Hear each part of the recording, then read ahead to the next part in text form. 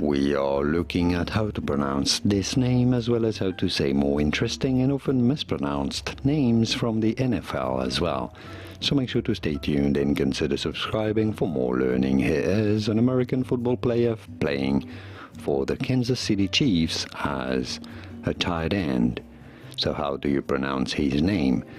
Well, Travis has been pronouncing his name his whole life as Kelce, but his brother Jason explained that his father has been saying Kelce his whole life as well because he was tired of correcting people mispronouncing his name, but the original, the standard, the correct pronunciation of his name is as Kelce, Travis Kelce. Pretty straightforward once you know, not Travis Kelce, but Travis Kelce. And now you know.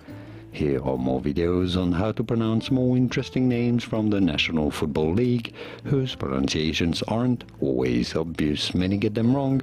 You won't after watching those. I'll see you there to learn more. Thanks for watching.